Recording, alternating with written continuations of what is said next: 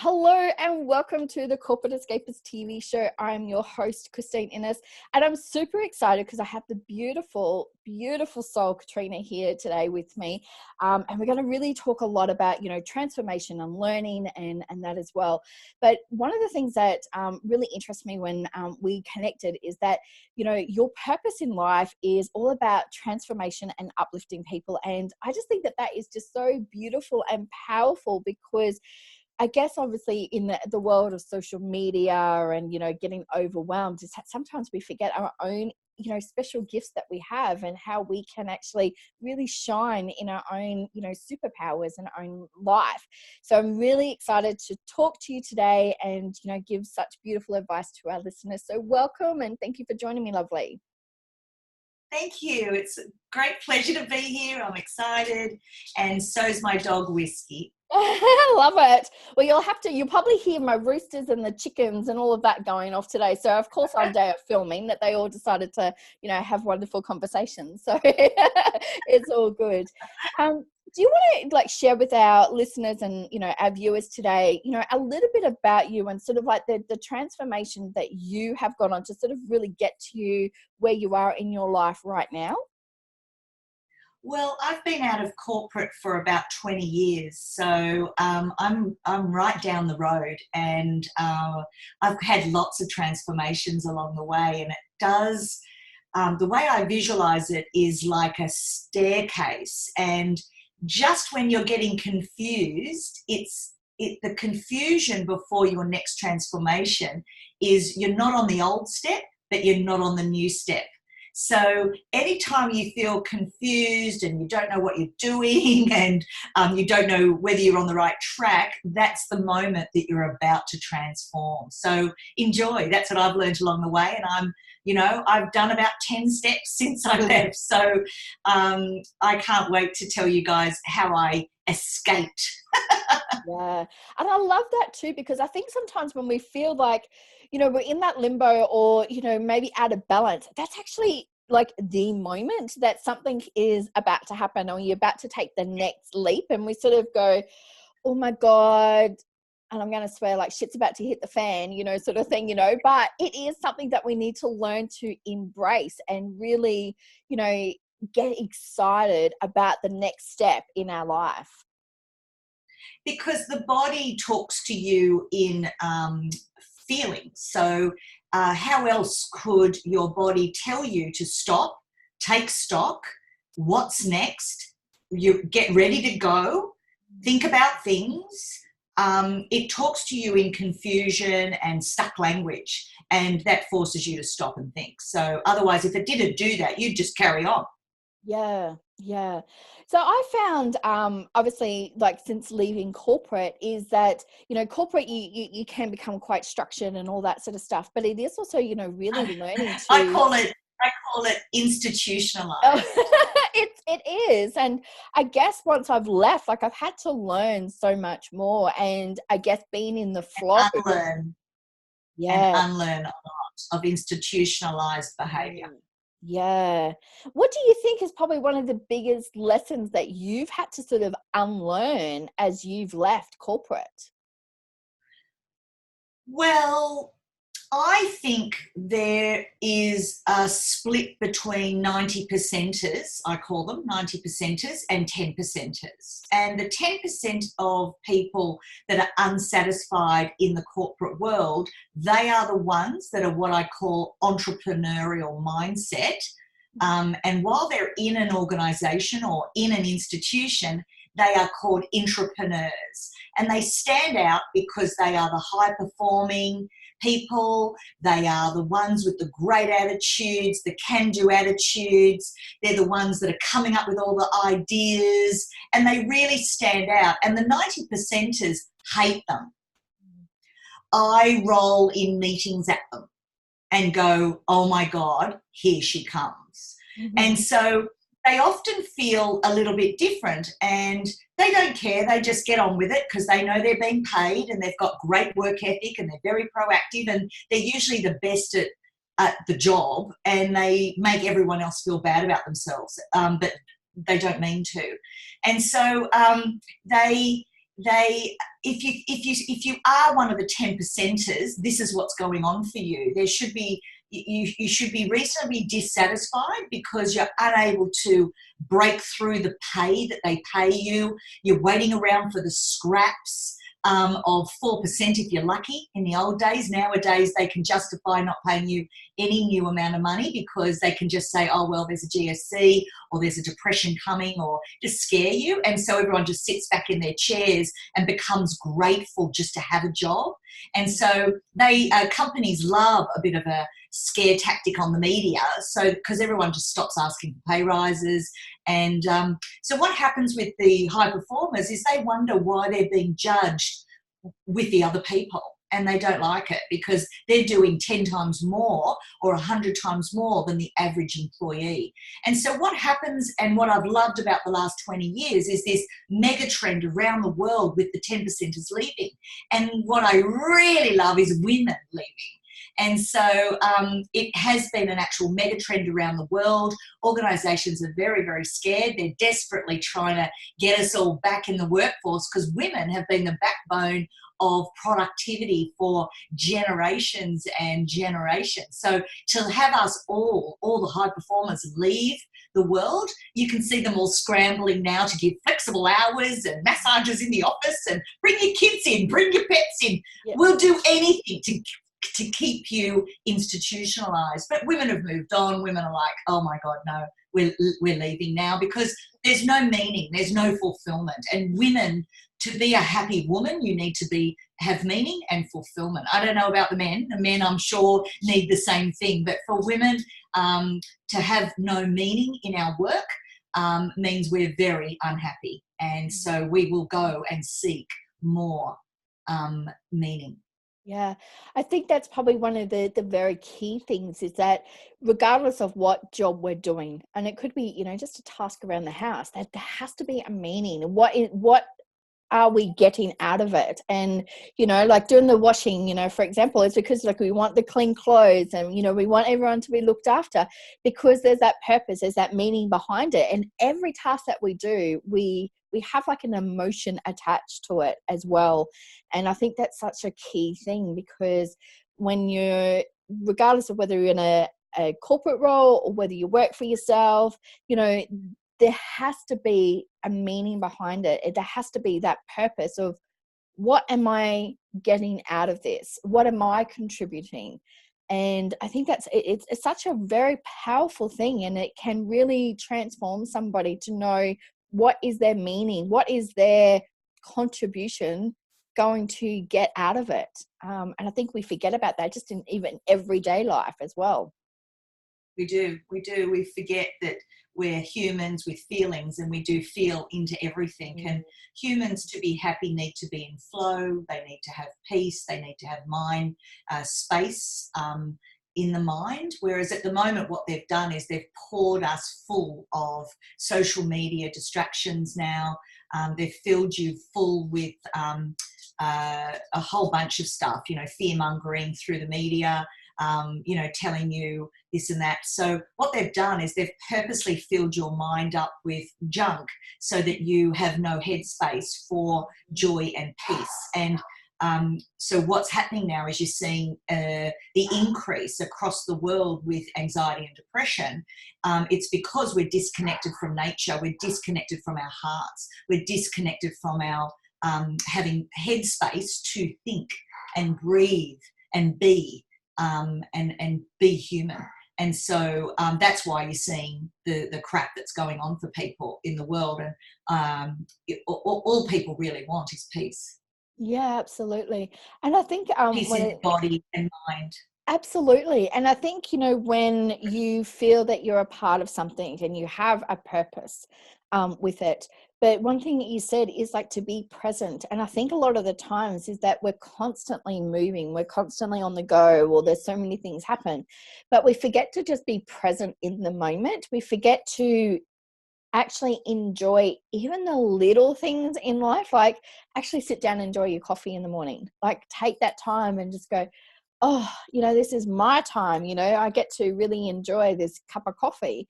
And when you do that, you really then start to be connected with yourself. And it is that whole mind, body, soul sort of alignment that you get with being present in a moment. Yeah, get in your bodies, get back in your bodies. At the moment, we're out of our bodies, we're up in the air, we're up in the Wi-Fi, and it's just, it's hurting our souls. And I just don't think we can stay like that. I don't think the way it's going is sustainable. People are going to start to die. Yeah, well, I mean, I experienced, pretty much like a burnout like a few years ago because I constantly was in motion. There was no stopping. Whereas now I purposely take time out of my day. So I meditate every day. I will do grounding, like all those different things. But that is my time to be present with myself and to really be in tune with my body.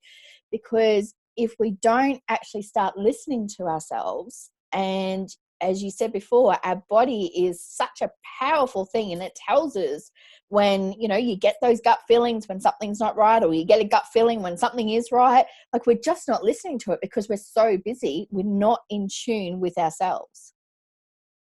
And so you can't be in tune with the world around you and what your intuition is looking for. And so there's signposts everywhere. Your unconscious mind is talking to you always, but in symbols.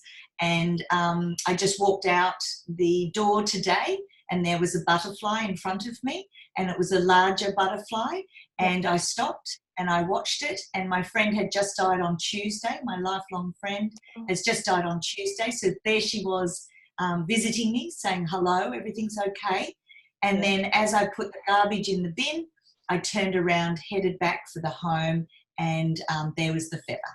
And so that is living in flow. That is noticing that the world is talking to you, but we are not in that space to listen, and we're certainly not in that space to see. And that is what peace is. Peace is being in your body, being in the moment, being in flow, and watching every symbolic thing. It's a signpost, and that's how you create your life. Is you create your life by default, or you create your life in a conscious co-creation with the universe. And that's where we're at. People are waking up to that, and we've all been working very hard. Light workers around the world have been waking everybody up, and the earth has been waking us up whether we want to or not.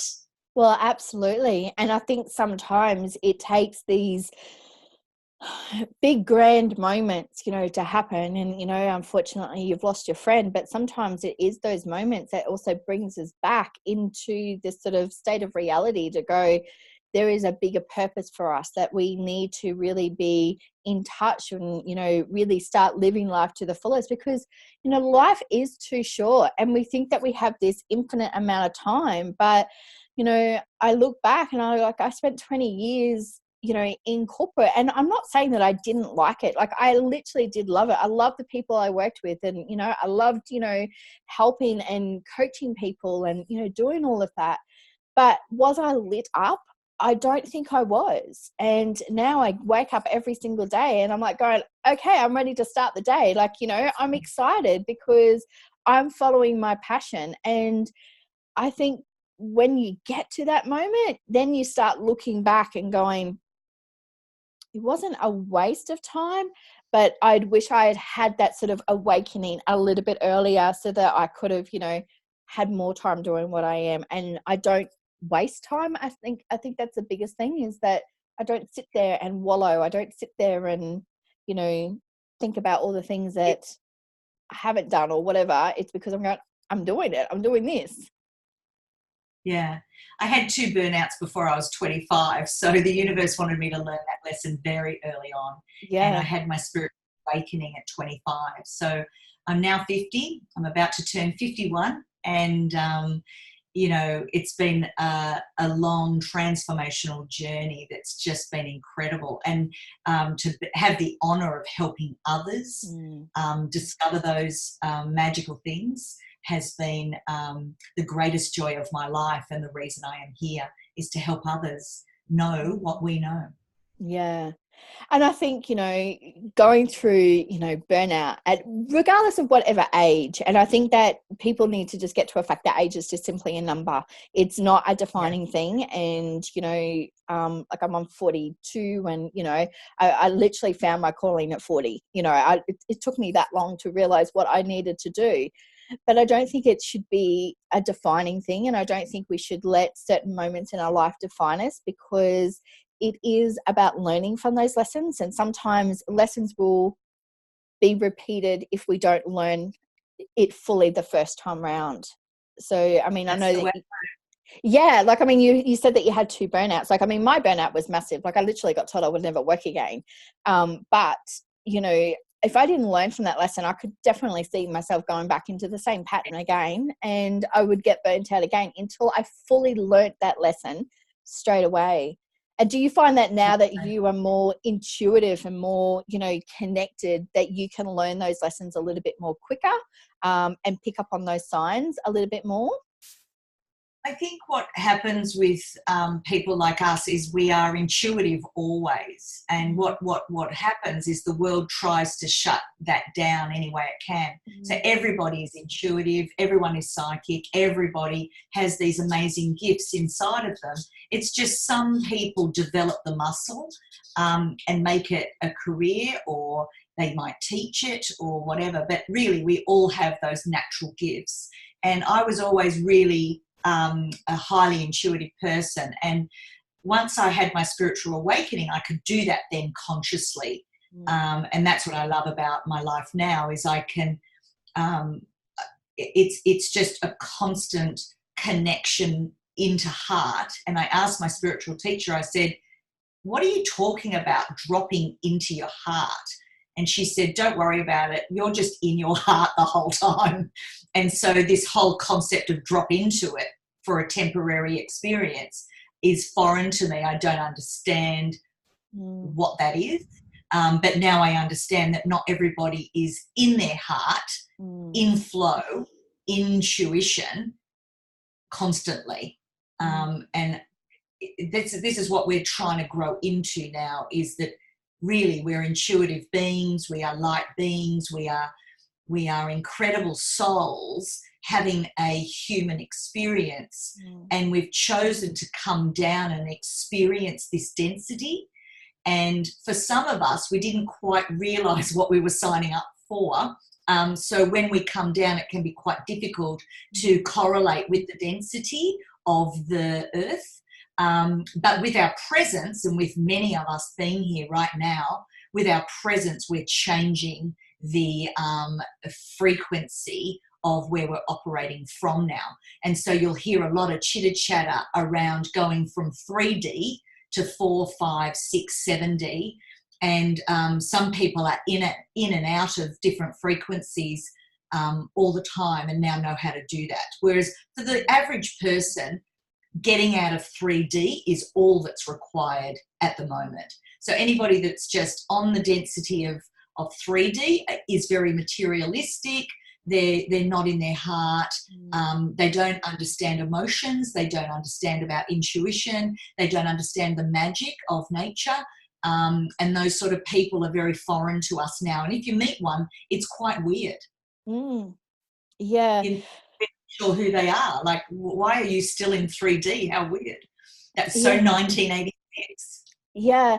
And I really do think that a lot of people, I guess, like the materialistic stuff, like that's one of the really biggest things for me, is that, I will look back in my life and I'm like going, well, I had the corporate career, I had the house, I went on the holidays, I had the designer handbags, but it's getting attached to those different things. But then when you actually start to have your awakening, when you actually start, tapping into that intuition, and, I'm very blessed that, I am able to explore my spirituality. I have an amazing spiritual coach that I work with, but it's also then recognizing now that those material things were just things.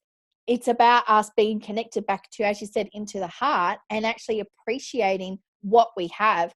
And the more we appreciate the little things opposed to those materialistic things, that is actually when you start to fully become alive, and you start to actually fully, appreciate life, and you can really be in that moment, because you're not having to you have to excuse my voice, it's terrible. You don't have to rely on external validations. You can actually validate everything in you. You don't need something to buy to be happy. You can get all the love and all the needs and, you know, all the security that you need from inside. Yeah, so I talk on spiritual abundance a lot. Like, that's one of my hot topics when I do a lot of keynoting around the country. And spiritual abundance is really misunderstood. And one of the things about material abundance is to ask yourself how much is enough. And for me, at 50, to be comfortable, you know, in a beautiful sanctuary of a home that I love, that protects me and comforts me and is beautiful, that is enough. And to have beautiful friends and family, and to be loved and seen and understood, that is very important. And then to have a reliable vehicle, I think that's practical. Nothing worse. I remember in my early days of having unreliable vehicles that used to break down, the stress of that was extraordinary. And so I always wish for people to have a reliable vehicle that gets them from A to B every time, guaranteed. So I think there's some certain things that make us comfortable. And once we're at that comfort level with, you know, a beautiful companion, whether that's an animal or a human or both, it doesn't matter, as long as you've got companionship, a witness to your life, to prove that you really were here, and that you've got some basic comforts like a home, a roof, and a vehicle, and some cash to get all the food and holidays and all the bits and pieces that a human needs for happiness.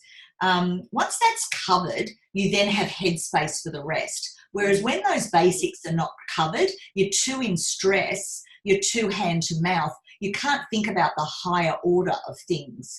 And so there's no way you can evolve into the higher spiritual aspects and improve yourself on that level without some of the basics being covered. So I don't advocate for material things are evil. They're certainly not. I think they give us great comfort, and they give me a lot of comfort and headspace so that I can move on to the bigger things.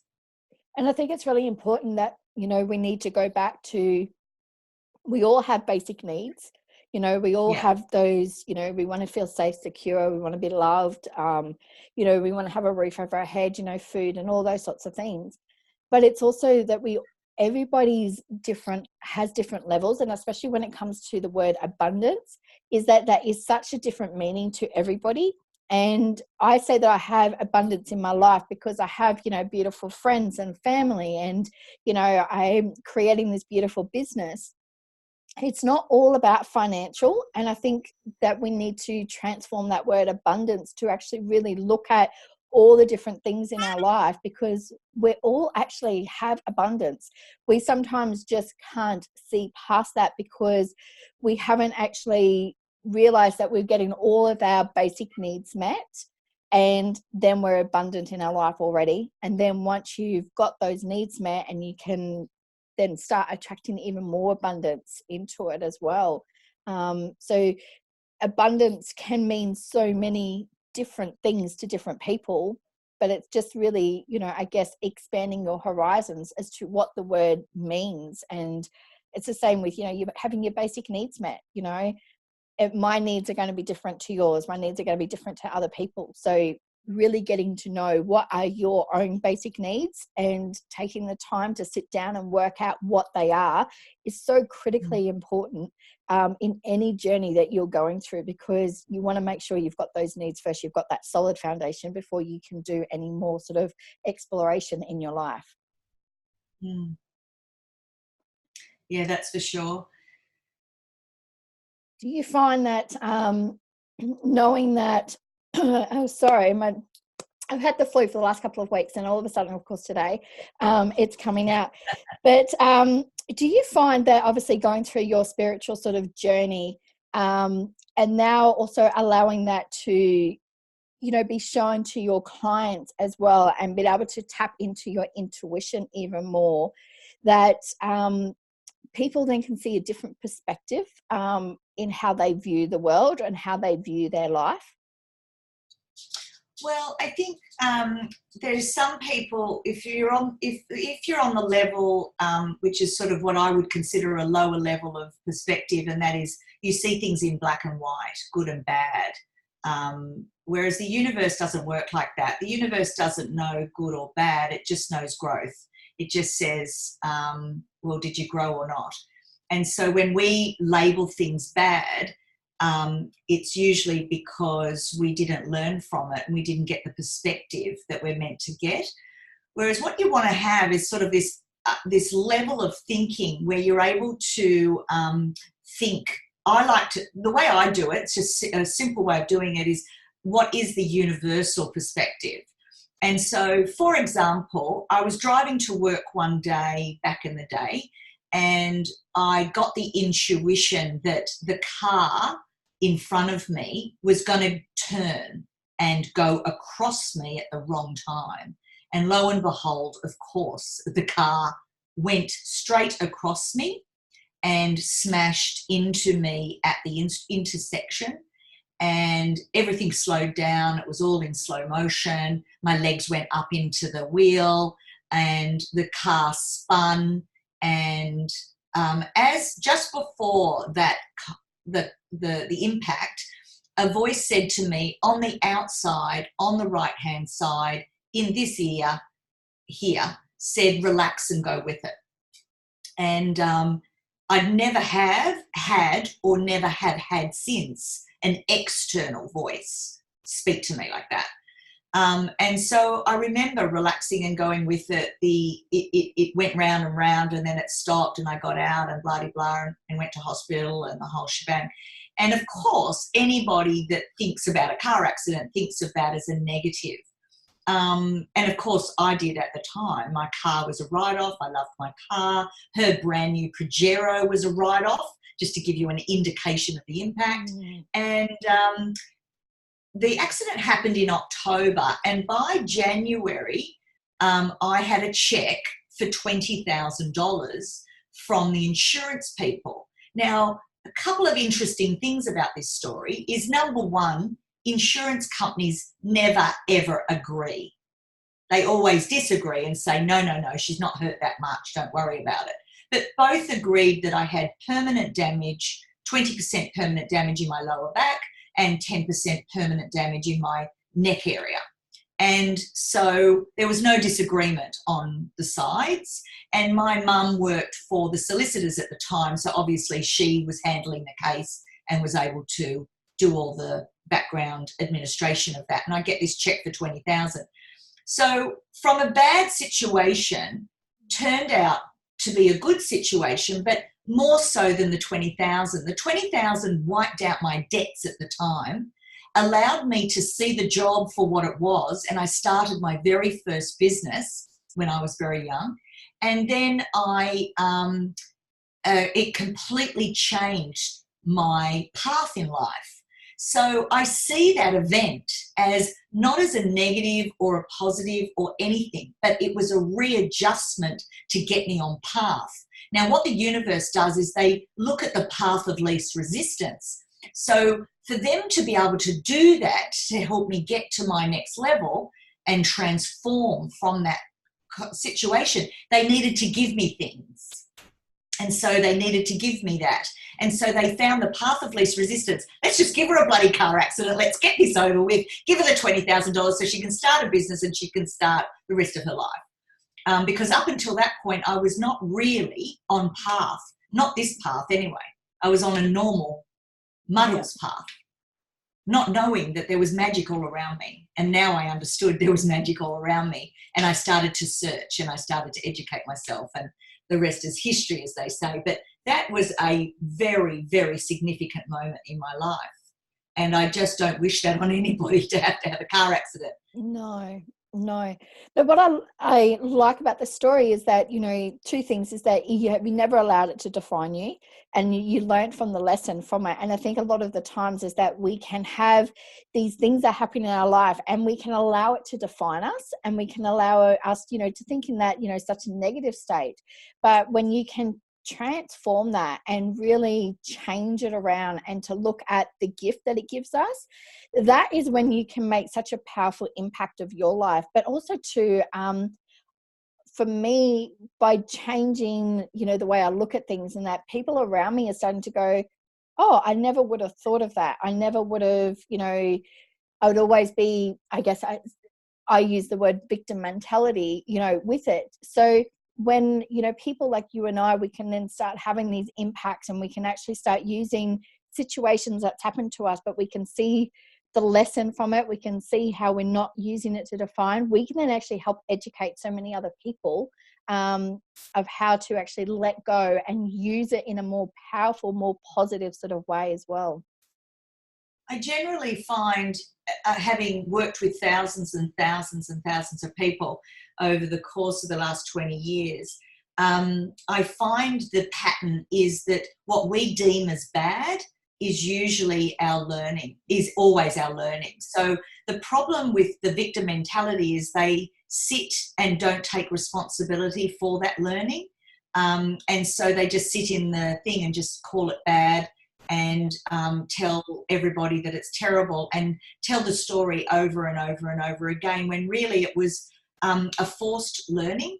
And the reason it got that bad, like it got to escalate that bad, is you didn't listen to the more gentle, subtle pushes that you were getting way back when. So what happens with the universe is they go, well, we need her to evolve now. So she hasn't, and she's not listening to us. And we've sent her every messenger under the sun all around her. She's still not listening, so we haven't got any further time now, so we're going to have to push her.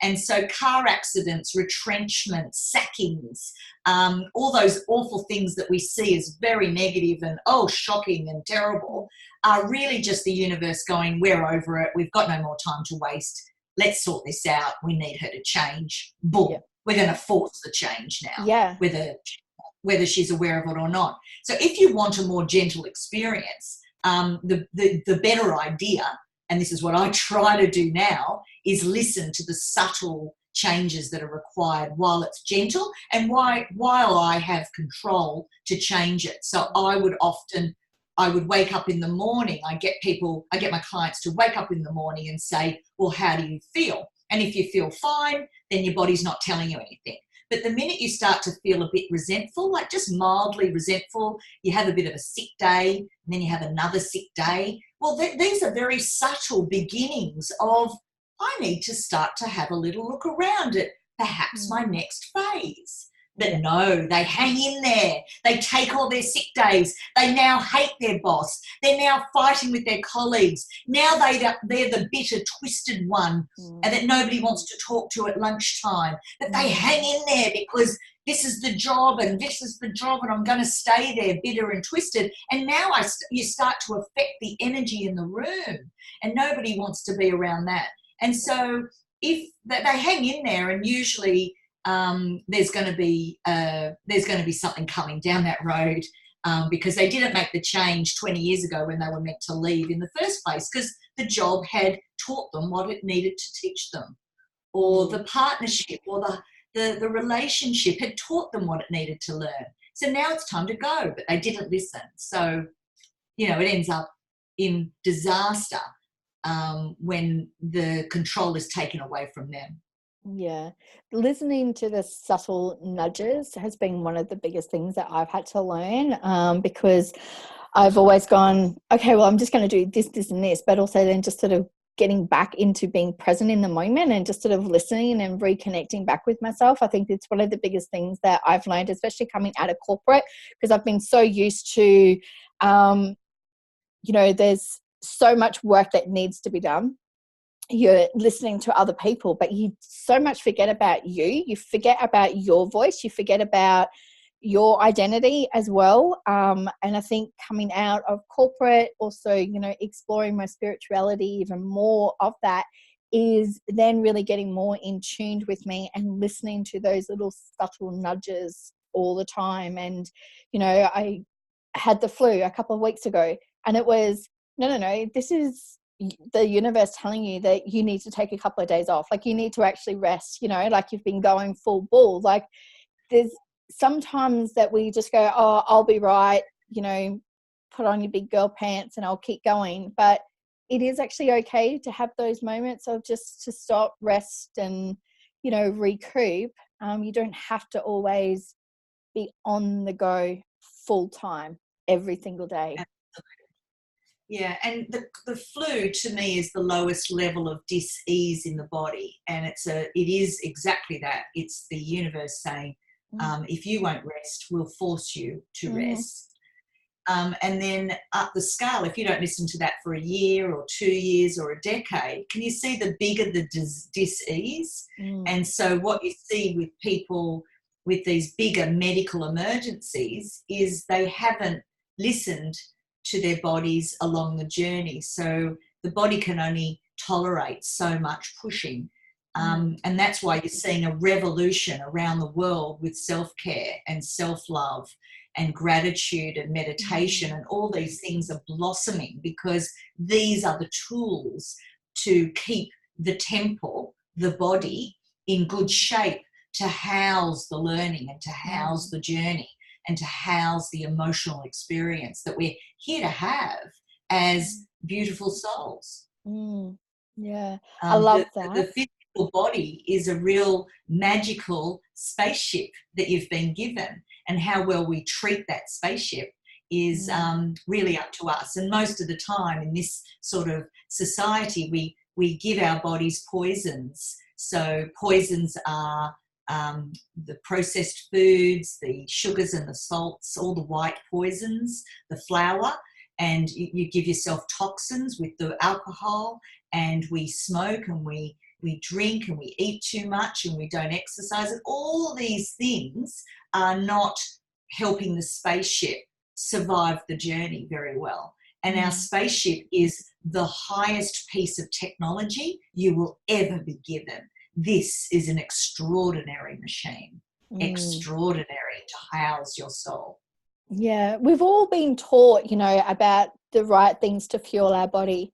But I also think the biggest thing is how we talk to ourselves. And I think, you know, the meditation and all of the self-love and self-care is so critical as well, because, you know, back when I started, like, I would never talk to my friends the way that I talk to myself, and just changing that sort of conversation, that dialogue that I was having with myself, because why would I talk to myself that way when I would never say it to my friends? And I think I call it child abuse. So the way I get my clients to stop doing it immediately is I say, you're a child abuser, and they go, what? I'm a child abuser? I'm like, that the way you talk to your inner child is abusive, and you would never talk to an actual child like that. So stop abusing and being a child abuser. And the minute you get it from that perspective, you don't do it anymore. And now you look at your little girl and you go, darling, what would you like today? Would you like an apple? Would you like a